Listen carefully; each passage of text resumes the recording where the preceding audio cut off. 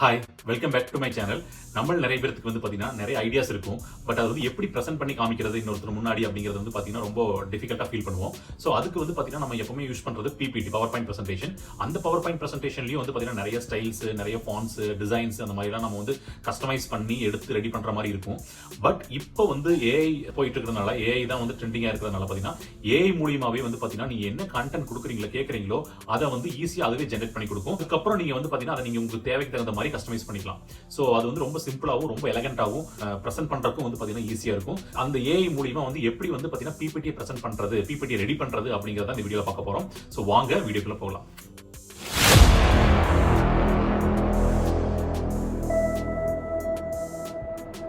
நம்ம PPT create பண்றதுக்கு use பண்ற ஏஐ பாத்தீங்கன்னா காமா ஏஐ. ஸோ நீங்க பாத்தீங்கன்னா கூகுள்ல டைப் பண்ணி அதோட லிங்க் எடுத்துக்கங்க. ஸோ இதான் அதோட லிங்க். ஸோ லிங்க் கிளிக் பண்ணி ஓப்பன் பண்ண உடனே உங்களுக்கு சைன்இன் கேட்கும். நீங்க கூகுள் அக்கௌண்ட் வச்சு சைன்இன் ஆகிங்க. தென் அதுக்கப்புறம் கிரியேட் நியூ ஏஐ அப்படின்னு ஒரு ஆப்ஷன் இருக்கும், அதை கிளிக் பண்ணிக்கங்க. கிளிக் பண்ண உடனே பாத்தீங்கன்னா இதுல 3 கேட்டகரிஸ் காமிக்கும்: based in text, generate, then import file R URL.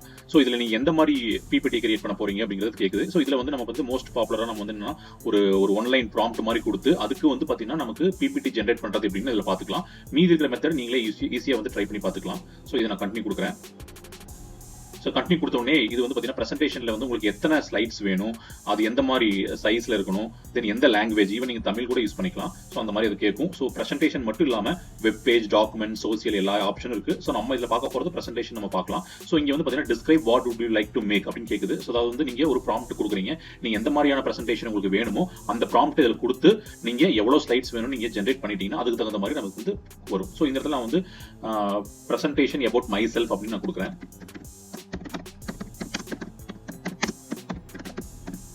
My செல்ஃப்னு கொடுத்துட்டு கார்ட்ஸ் நான் 4 கார்ட்ஸ் கொடுத்துக்கிறேன். அதாவது 4 ஸ்லைட்ஸ் ஜென்ரேட் கொடுத்துட்டேன்னா எனக்கு ஒரு அவுட்லைன் கிரியேட் ஆகி நமக்கு பிபிடி நமக்கு வரும்.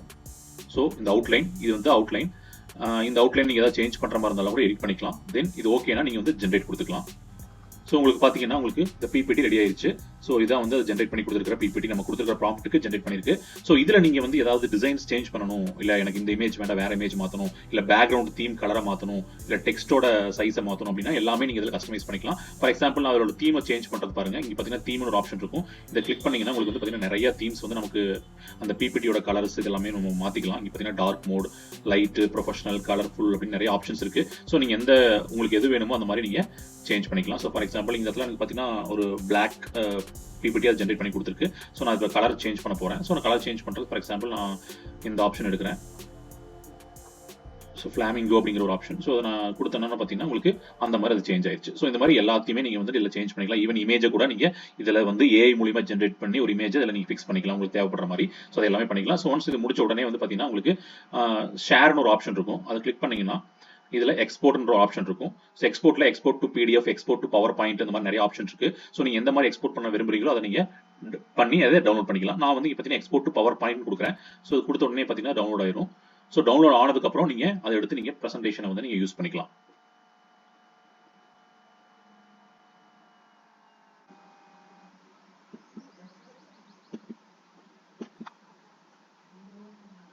ஸோ உங்களுக்கு இந்த வீடியோ பிடிச்சிருந்துச்சுன்னா லைக் பண்ணுங்க, கமெண்ட் பண்ணுங்க, மறக்காம ஜாக் டெக் யூடியூப் சேனலுக்கு சப்ஸ்கிரைப் பண்ணிக்கோங்க. தேங்க்யூ.